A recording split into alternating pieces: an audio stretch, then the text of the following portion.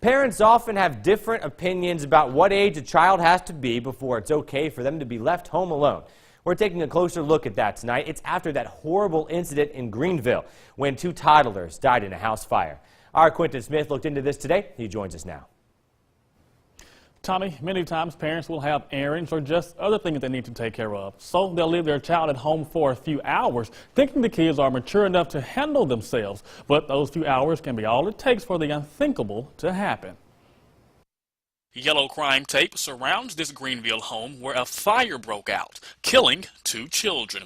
Greenville Fire Chief Reuben Brown says there were a total of 6 children inside of the home when the fire broke out. However, their parents were not.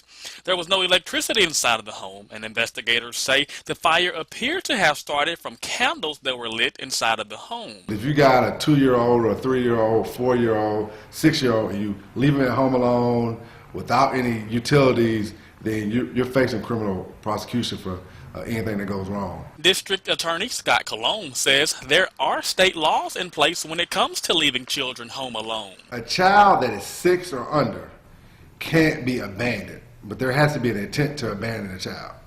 Now, if the child is over 6, you have to provide the necessary supervision and care required for their age. Some believe it should depend on the child's maturity and not their age to determine if they should be left home alone. But Colon says it depends on how long they leave them.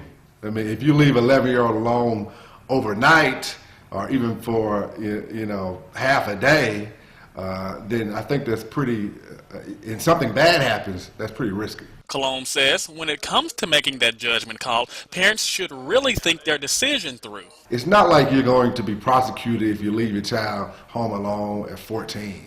But if you leave your child home alone at 10, 9, and you don't provide any supervision, then there may be penalties for that if something bad happens. And if something bad does happen, the parent can face time in prison. The 2 parents who are in charge of leaving their children alone in this house fire are being charged with 2 counts of manslaughter, culpable negligence. I think parents are a lot more careful about those things now because of just modern society. But it's important that the parent just do what's reasonable. Now, Colon says if parents are going to leave their children home alone for an extended period of time, have a neighbor or relative drop by to check on things and make sure everything is all right. Tommy, back to you.